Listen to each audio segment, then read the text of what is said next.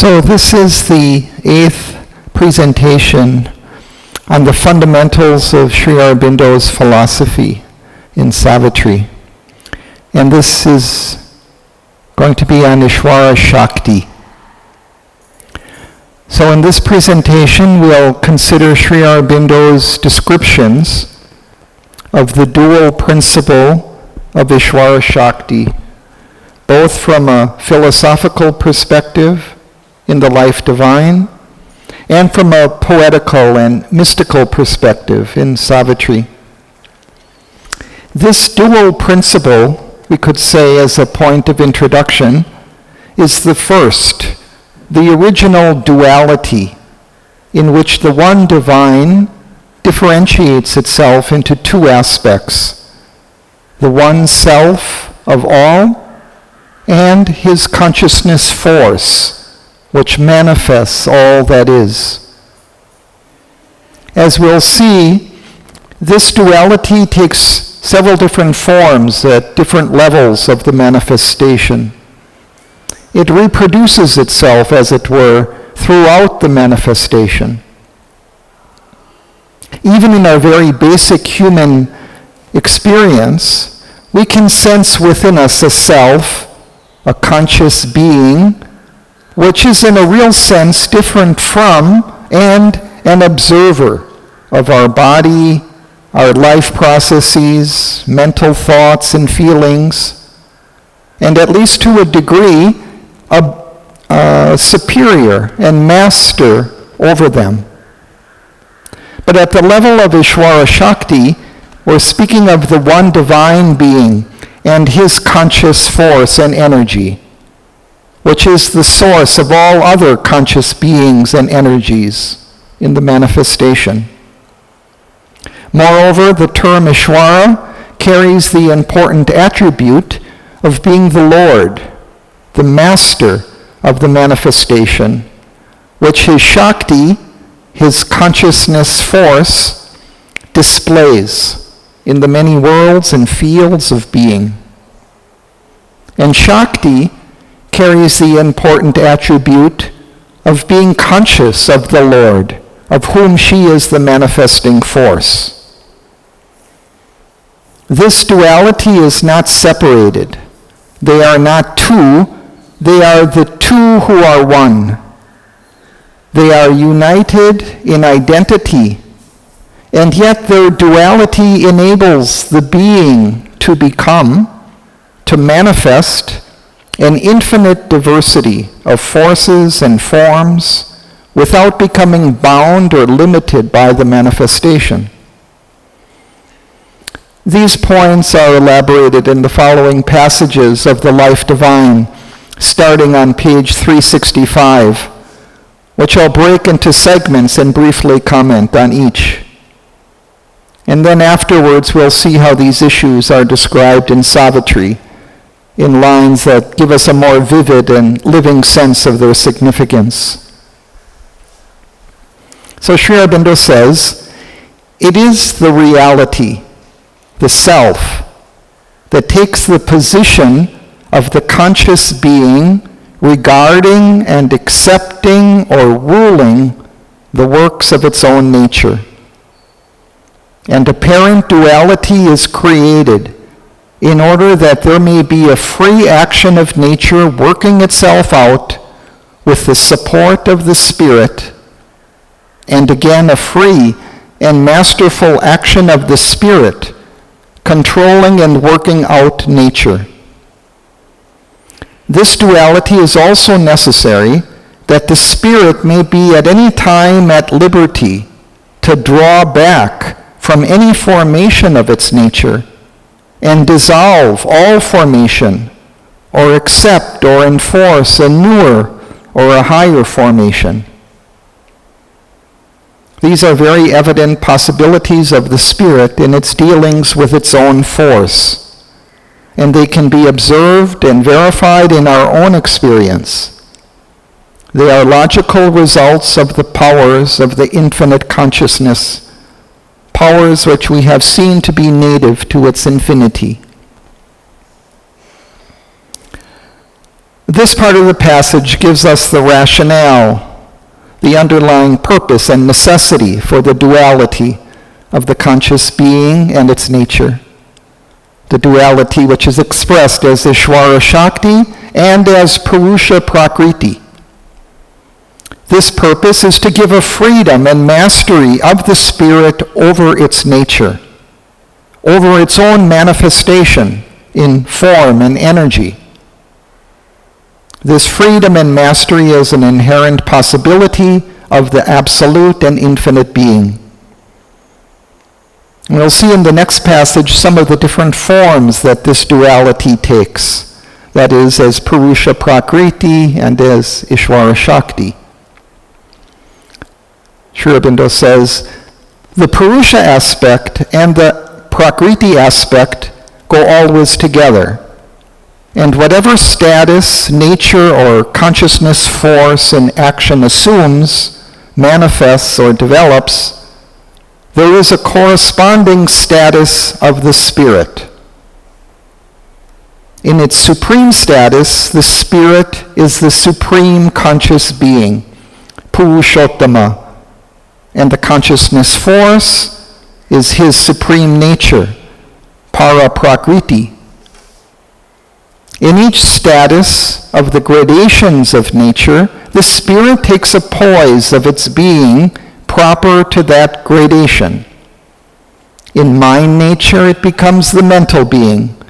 In the life nature, it becomes the vital being. In nature of matter, it becomes the physical being. In supermind, it becomes the being of knowledge. In the supreme spiritual status, it becomes the being of bliss and pure existence. In us, in the embodied individual, it stands behind all as the psychic entity, the inner self supporting the other formulations of our consciousness and spiritual existence. The Purusha, individual in us, is cosmic in the cosmos, transcendent in the transcendence. The identity with the self is apparent, but it is the self in its pure, impersonal, personal status of a spirit in things and beings. Impersonal because undifferentiated by personal quality. Personal because it presides over the individualizations of self in each individual, which deals with the works of its consciousness force, its executive force of self-nature, in whatever poise is necessary for that purpose. So here Sri Aurobindo describes how this duality takes different forms at the different levels of the manifestation. In the supreme status, he calls them the Purushottama and Para-Prakriti. But these terms are essentially equivalent to Ishwara-Shakti.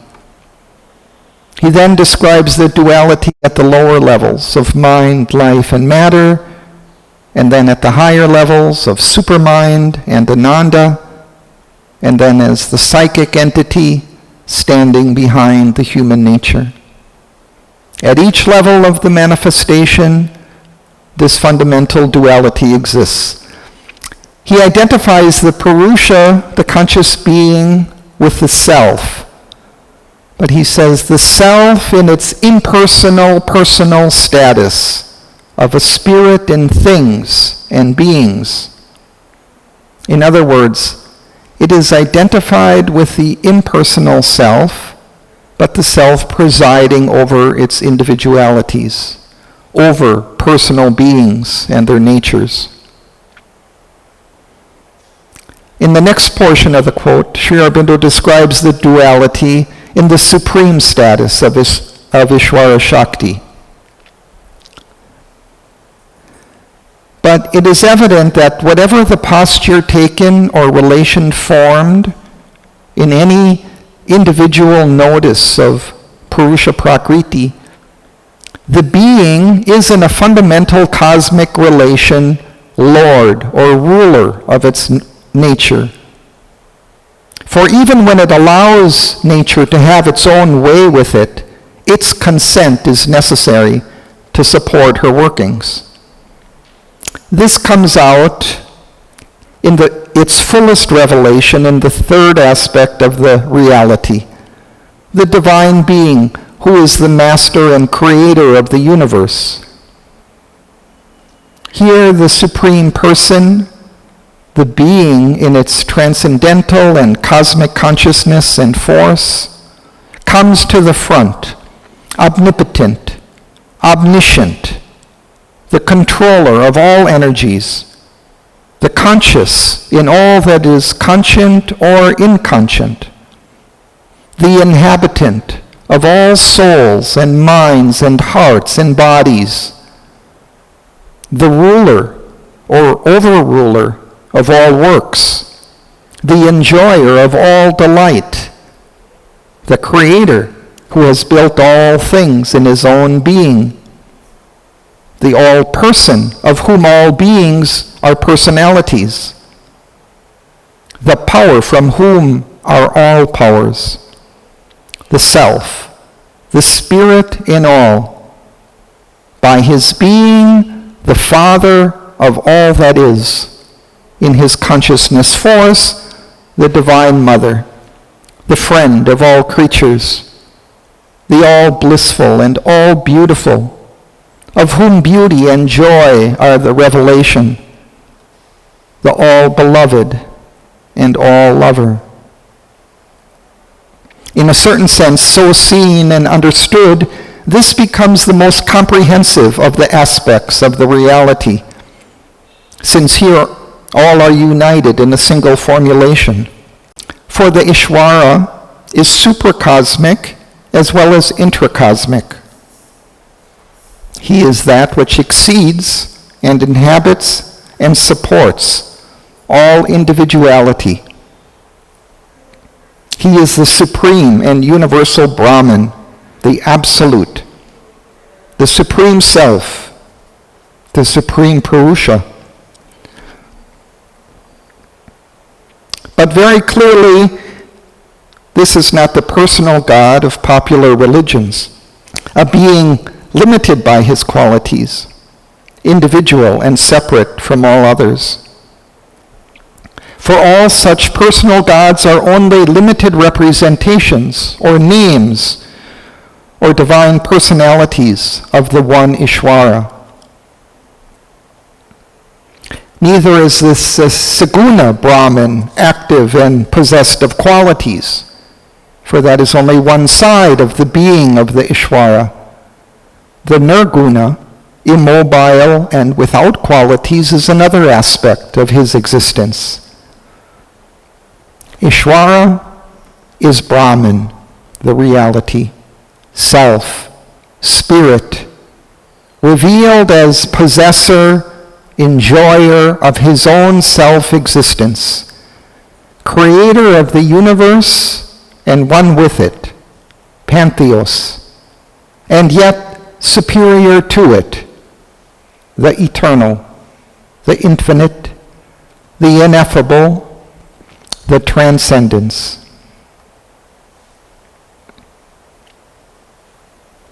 There is not much to add to this description. It's a description of the Supreme Being, the Brahman, the reality, the Lord and Master of the universe. The Ishwara is one with his Shakti. He is the creator of the universe and one with it, and yet he is superior to it. Interestingly, he inhabits and supports all individuality. This suggests he is within each one of us as our true self and rules our lives. The next passage, which begins on page 371, further describes the nature of Ishwara-Shakti. If we look again more largely and take account of both the impersonal and personal truth of things as one truth, if in that light, the light of personality in impersonality, we see the biune aspect of self and self-power, then in the person aspect, a dual person emerges, Ishwara-Shakti, the divine self and creator, and the divine mother and creatrix of the universe. There becomes apparent to us the mystery of the masculine and feminine cosmic principles, whose play and interaction are necessary for all creation. In the superconscious truth of the self-existence, these two are fused and implied in each other, one and indistinguishable. But in the spiritual pragmatic truth of the dynamism of the universe, they emerge and become active. The divine mother energy as the universal creatrix, Maya, Paraprakriti, Chit-Shakti, manifests the cosmic self and Ishwara and her own self-power as a dual principle. It is through her that the being, the self, the Ishwara, acts, and he does nothing except by her, though his will is implicit in her. It is she who works out all as the supreme consciousness force, who holds all souls and beings within her, and as executive nature. All exists and acts according to nature. All is the consciousness force manifesting and playing with the being in millions of forms and movements into which he casts his existence. So this passage reveals some interesting points. Sri Aurobindo notes again that there are personal and impersonal sides of the Supreme Being. And then he says that on the personal side, as he puts it in the person aspect, a dual person emerges, Ishwara-Shakti, the divine self and creator, and the divine mother and creatrix of the universe. This emphasizes the personal side of Ishwara-Shakti. They are persons, living beings. And then he further says that they represent the masculine and feminine principles whose play and interaction are necessary for all creation. It is the play and interaction between the Ishwara and Shakti that makes possible the dynamism of the universe. He further says that it is the Shakti who manifests the Ishwara and all else in the universe. And though his will is implicit in her, it is through her that the being, the self, the Ishwara acts, and he does nothing except by her. Finally, he says, all is the consciousness force, that is Shakti, manifesting and playing with the being, that is the Ishwara, in millions of forms and movements into which he casts his existence. In other words, all that is the Shakti, manifesting and playing with the Ishwara. The implications of this are enormous, for it suggests that the divine being is constantly present, driving the entire activity of the universe, including our own lives.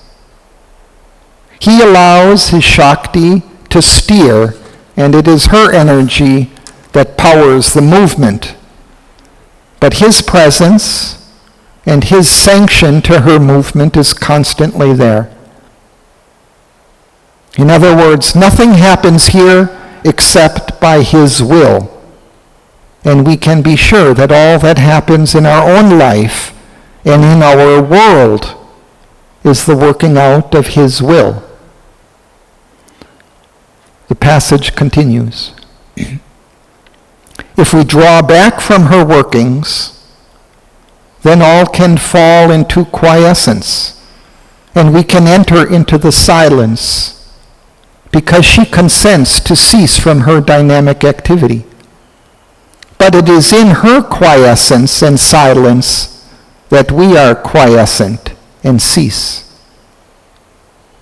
If we would affirm our independence of nature, she reveals to us the supreme and omnipresent power of the Ishwara and ourselves as beings of his being. But that power is herself, and we are that in her supernature. If we would realize a higher formation or status of being, then it is still through her, through the divine Shakti, the consciousness force of the Spirit, that it has to be done. Our surrender must be to the divine being through the Divine Mother, for it is towards or into the supreme nature that our ascension has to take place. And it can only be done by the supramental Shakti, taking up our mentality and transforming it into her supramentality.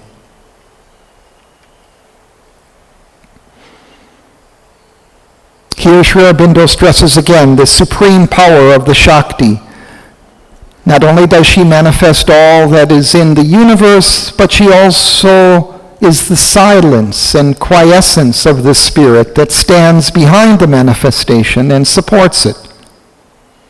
Moreover, the realization and the bringing down of the supramental consciousness and force into the earth nature to transform it can only be done through her.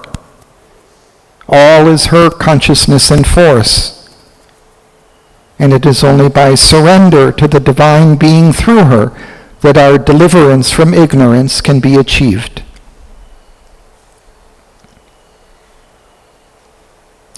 Now let's turn to Savitri and see how the duality of Ishwara-Shakti is described there. But we may note first that there is good reason to suppose that the characters, King Aswapati and Savitri, represent incarnations of these two principles. And for that matter, so did Sri Aurobindo and the Mother. In the poem, we're introduced to Savitri in Book 1, Cantos 1 and 2, and to Aswapati in Canto 3. Canto 3 is titled The Yoga of the King, the yoga of the soul's release. Near the beginning of the canto are these suggestive lines. His human self, like a translucent cloak, covered the all-wise, who leads the unseeing world. Affiliated to cosmic space and time, and paying here God's debt to earth and man, a greater sonship was his divine right. And in the description of Savitri in Canto 1, we find these lines. Apart, living within, all lives she bore. Aloof, she carried in herself the world. Her dread was one with the cosmic dread. Her strength was founded on the cosmic mights. The universal mother's love was hers. And regarding Sri Aurobindo and the mother once stated, what Sri Aurobindo represents in the history of the earth's spiritual progress is not a teaching, not even a revelation. It is a mighty action straight from the Supreme. And Sri Aurobindo wrote the book, The Mother, describing the Shakti in its different aspects. And in answer to a question as to whether the book referred to our mother, he simply answered yes. And to the follow-up question, is she not the individual divine mother who has embodied the power of these two vaster ways of her existence, transcendent and universal? He again answered yes.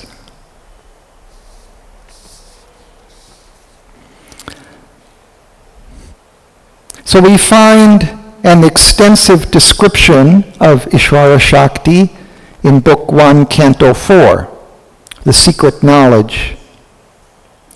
Throughout the passage, Sri Aurobindo often refers to the Ishwara as he and the Shakti as she. And it may help our understanding to think of the Ishwara as a living, conscious spirit, and the Shakti as his energy, force, and forms, which the spirit inhabits and contains. The passage begins on page 60. All here, where each thing seems its lonely self, are figures of the soul transcendent one. Only by him they are. His breath is their life. An unseen presence molds the oblivious clay. A playmate in the mighty mother's game, one came upon the dubious whirling globe to hide from her pursuit in force and form. A secret spirit in the inconscient sleep. A shapeless energy, a voiceless word. He was here before the elements could emerge, before there was light of mind or life could breathe. Accomplice of her cosmic, huge pretense, his semblances he turns to real shapes and makes the symbol equal with the truth. He gives to his timeless thoughts a form in time. He is the substance. He is the self of things. She has forged from him her works of skill and might. She wraps him in the magic of her moods and makes of his myriad truths her countless dreams. The master of being has come down to her, and immortal child born in the fugitive years. In objects wrought, in the persons she conceives, dreaming, she chases her idea of him, and catches here a look and there a jest. Ever he repeats in them his ceaseless birth. He is the maker and the world he made. He is the vision and he is the seer. He is himself the actor and the act. He is himself the knower and the known. He is himself the dreamer and the dream. So here the two, Ishwara-Shakti, are repeatedly referred to as he and she, him and her. And he is identified as the sole transcendent one, an unseen presence, and master of being. And she is identified as the mighty mother. We see the game, the Leela being played between them, that he came upon the dubious whirling globe to hide from her pursuit in force and form. And we see that his spirit is the substance of her works.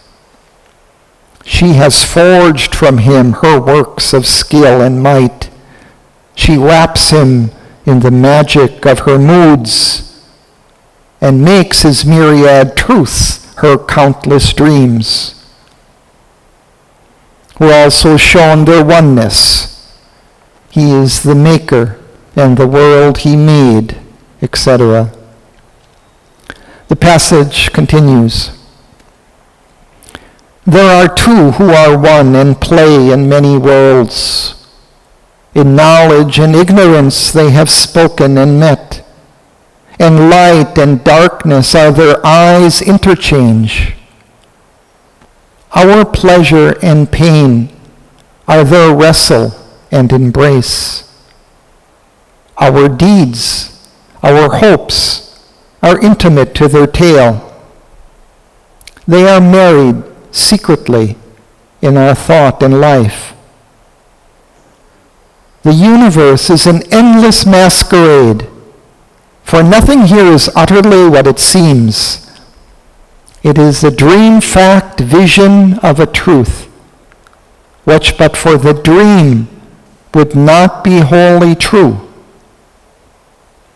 A phenomenon stands out significant against dim backgrounds of eternity.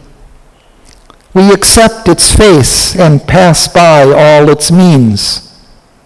A part is seen, we take it for the whole. Thus have they made their play with us for roles, author and actor, with himself as seen. He moves there as the soul, as nature, she. So here Ishwara and Ishwara-Shakti are identified as the two who are one, indicating they know each other through identity, through oneness. And yet their difference is also a reality which makes the manifested universe possible. That universe, he says, is an endless masquerade, for nothing here is utterly what it seems. It is a dream fact vision of a truth, which but for the dream would not be wholly true. The meaning here is important but a little obscure.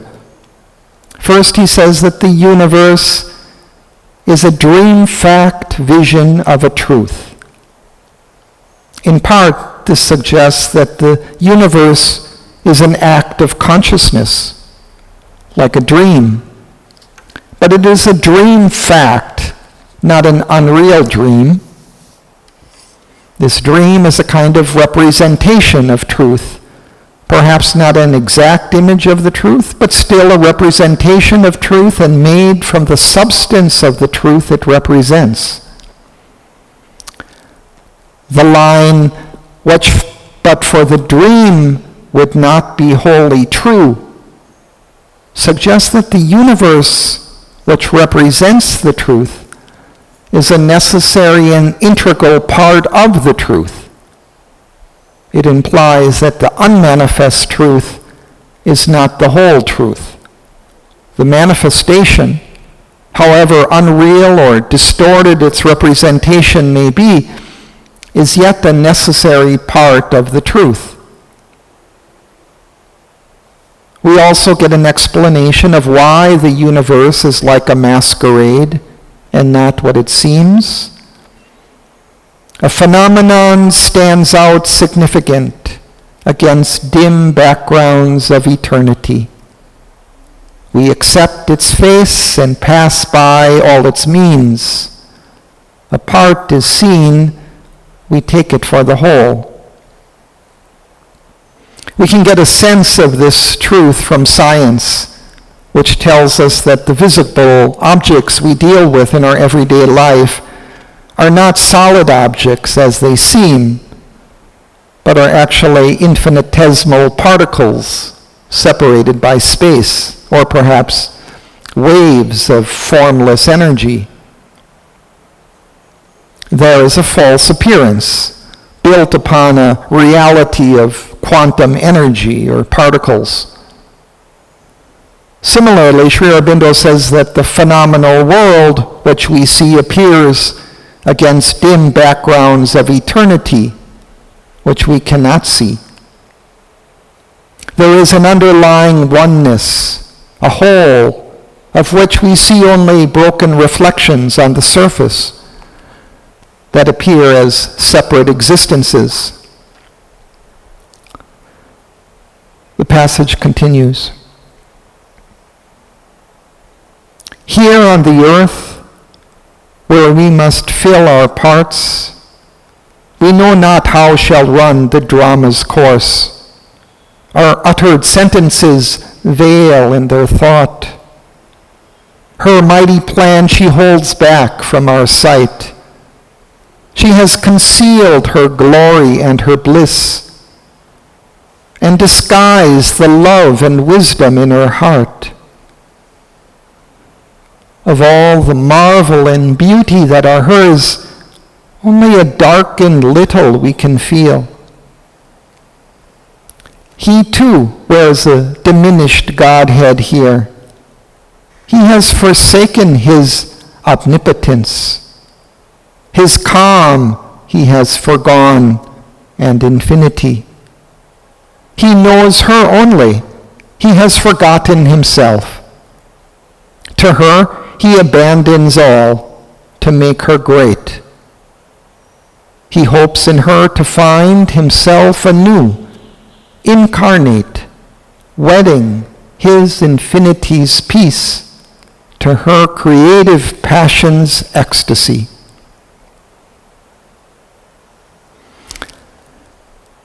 Here Sri Aurobindo explains how the Ishwara-Shakti relation appears to human experience. Both the Ishwara and the Shakti appear different from their reality.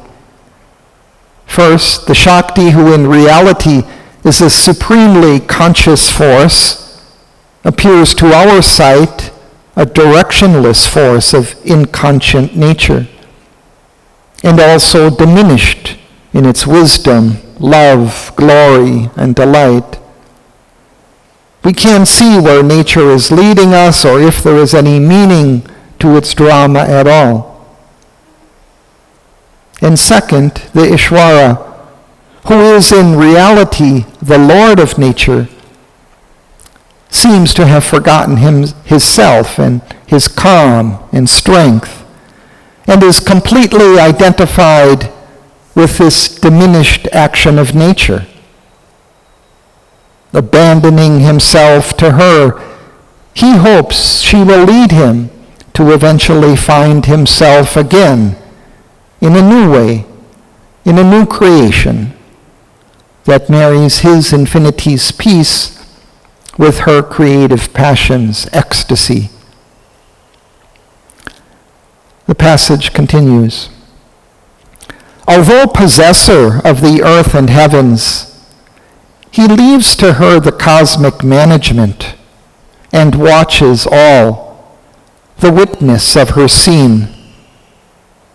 A supernumerary on her stage, he speaks no words or hides behind the wings.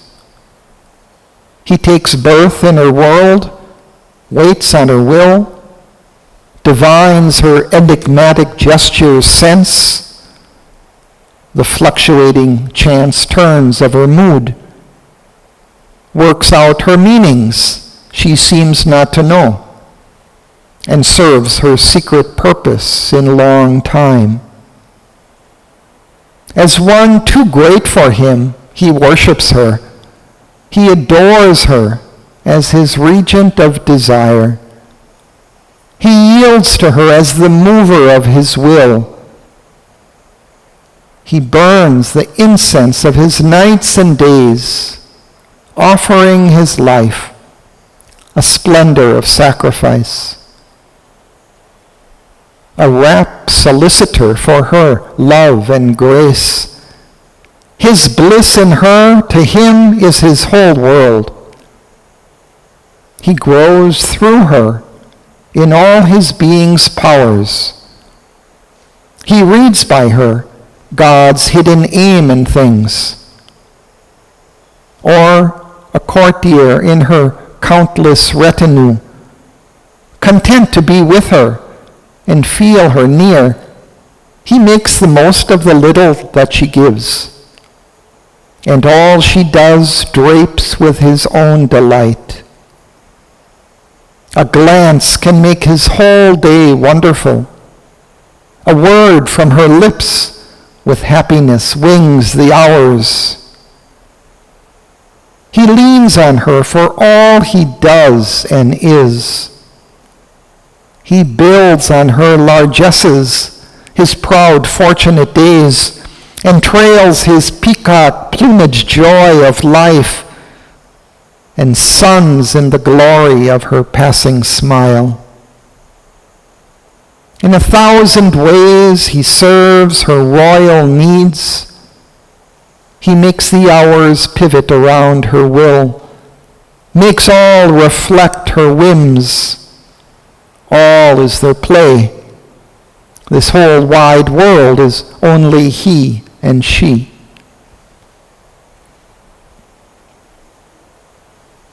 This part of the passage further expands on how the Ishwara has surrendered his will and power to the Shakti in the cosmic ignorance. He leaves to her the cosmic management. He steps back and watches all, a passive witness of her action.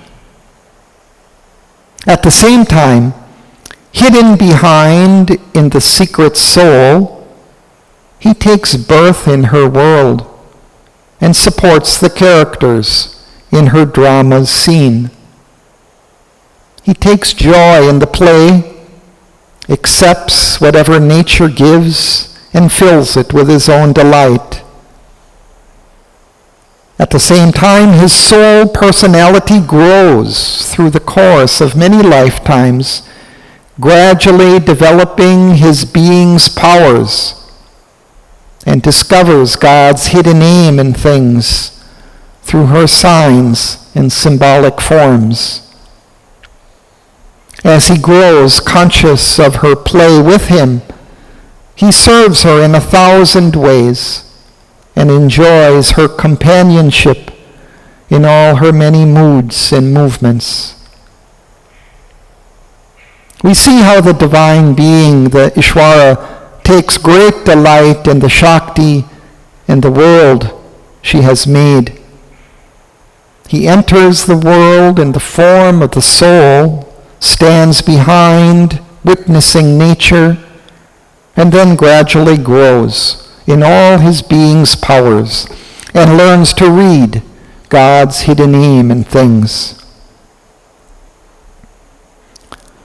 Sri Aurobindo continues his description of the relation between the Ishwara and Shakti. This is the knot that ties together the stars. The two who are one are the secret of all power. The two who are one are the might and right in things. His soul, silent, supports the world and her. His acts are her commandments' registers. Happy, inert, he lies beneath her feet. His breast he offers for her cosmic dance, of which our lives are the quivering theater. And none could bear but for his strength within, yet none would leave because of his delight. His works, his thoughts have been devised by her. His being is a mirror vast of hers. Active, inspired by her, he speaks and moves. His deeds obey her heart's unspoken demands. Passive, he bears the impacts of the world, as if her touches shaping his soul and life. His journey through the days is her sun march. He runs upon her roads. Hers is his course. A witness and student of her joy and dole, a partner in her evil and her good. He has consented to her passionate ways. He is driven by her sweet and dreadful force. His sanctioning name initials all her works. His silence is his signature to her deeds. In the execution of her drama scheme, in the fancies of the moment and its mood, in the march of this obvious, ordinary world, where all is deep and strange to the eyes that see, and nature's common forms are marvel wefts, she, through his witness sight and motion of might, unrolls the material of her cosmic act, her happenings that exalt and smite the soul, her force that moves, her powers that save and slay, her word that in the silence speaks to our hearts, her silence that transcends the summit word,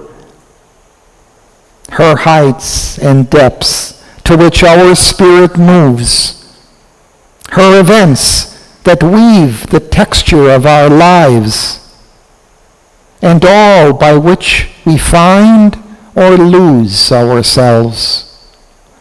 Things sweet and bitter, magnificent and mean, things terrible and beautiful and divine.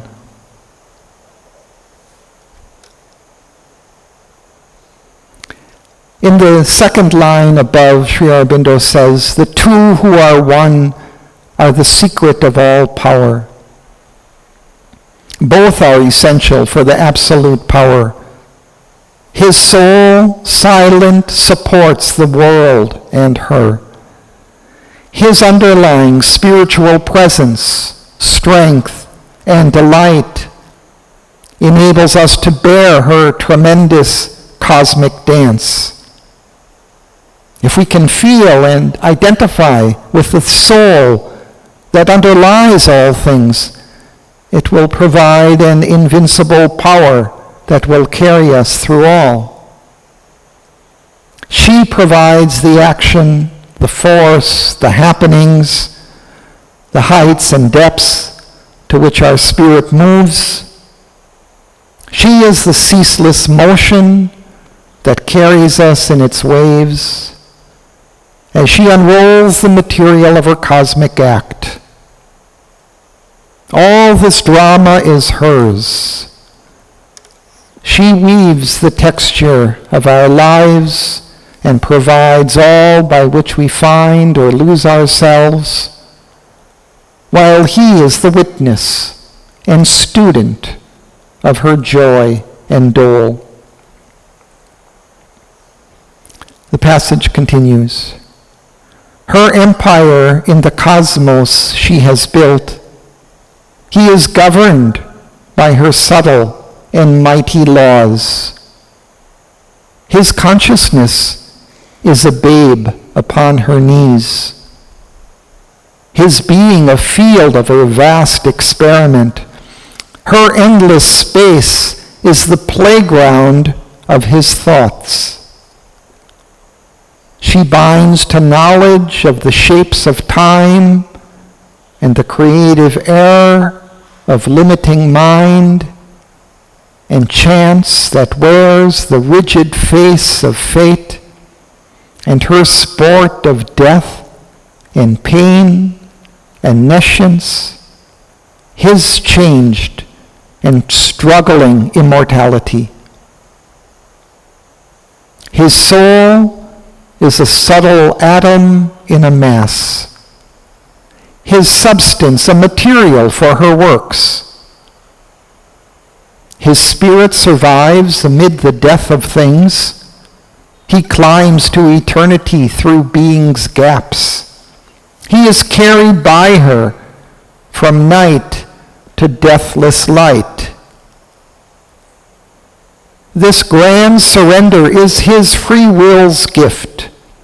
His pure transcendent force submits to hers. In the mystery of her cosmic ignorance, in the insoluble riddle of her play, a creature made of perishable stuff, in the pattern she has set for him, he moves. He thinks with her thoughts. With her trouble, his bosom heaves. He seems the thing that she would have him seem. He is whatever her artist will can make. This part of the passage emphasizes how the Ishwara, as the soul within us, has surrendered to the Shakti's action. He is governed by her subtle and mighty laws. His consciousness is a babe upon her knees. And as it says further down, he is carried by her from night to deathless light. This suggests the long evolutionary journey of the soul from inconscient matter to spiritual knowledge and immortality. And he says this grand surrender is his free will's gift. His pure, transcendent force submits to hers. We get a hint that she has divine heights and ignorant depths, and that in the mystery of her cosmic ignorance, in the pattern she has set for him, he moves. Our souls too are caught in this ignorance, caught in the insoluble riddle of her play. But as we see in the next portion of the passage, this is but the prologue to a greater drama.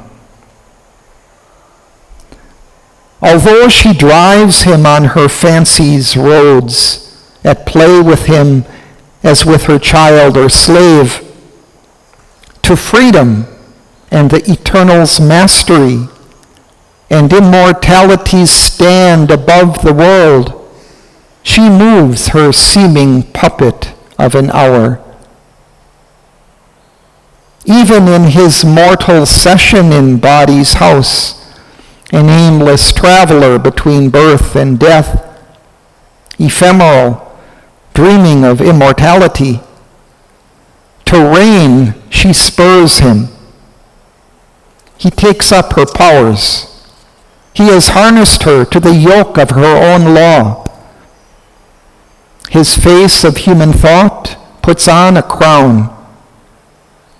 Held in her leash, bound to her veiled caprice, he studies her ways, if so he may prevail, even for an hour, and she work out his will. He makes of her his moment passion's serf. To obey, she feigns. She follows her creature's lead. For him she was made, lives only for his use. But conquering her, then is he most her slave.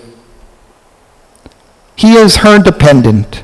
All his means are hers. Nothing without her he can. She rules him still. At last, he wakes to a memory of self. He sees within the face of deity. The Godhead breaks out through the human mold. Her highest heights she unmasks and is his mate.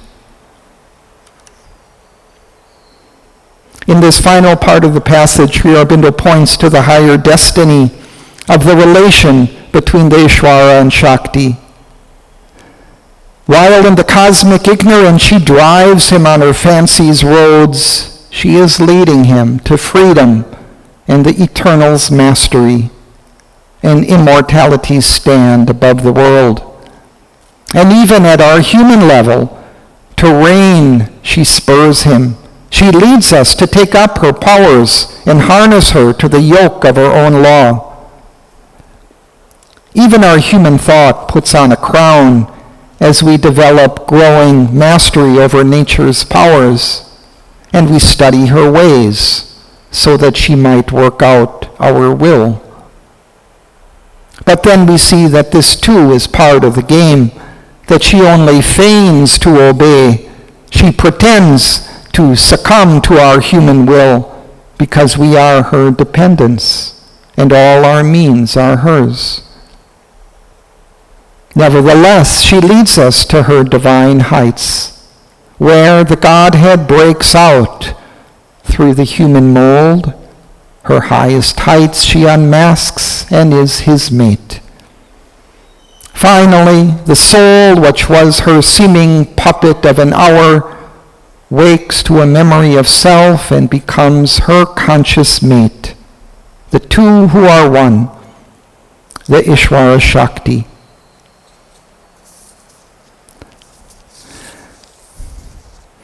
Now, I was going to end there, but it occurred to me last night, after I went to bed, that with the recent resurgence of darkness and evil in the world, some might wonder whether this omnipresence of the divine is real or has any true relevance for our lives.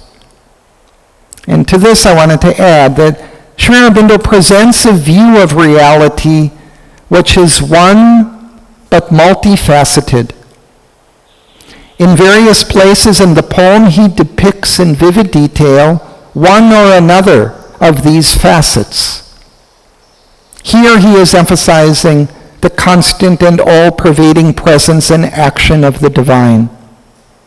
In other places, he depicts and emphasizes the darkness and evil of anti-divine forces and beings, and in others, the disgrace and ignorance and weakness of human beings.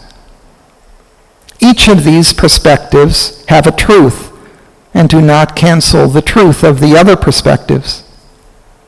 We get hints of the darkness and evil coexisting with the divine in some of the passages I've read. For example, in describing the Shakti, we read these lines. She, through his witness sight and motion of might, unrolls the material of her cosmic act, her happenings that exalt and smite the soul, her force that moves, her powers that save and slay, her word that in the silence speaks to our hearts, her silence that transcends the summit word, her heights and depths to which our spirit moves, her events that weave the texture of our lives, and all by which we find or lose ourselves, things sweet and bitter, magnificent and mean, things terrible and beautiful and divine. We see that the Divine Mother and the Ishvara hold in themselves all things, not only what we perceive as good things. At the same time, we see that there is an evolutionary progression from the darkness to the light, that darkness, ignorance, and evil are a passage that we are going through towards a future that will be a divine life of love and harmony and oneness. Thank you.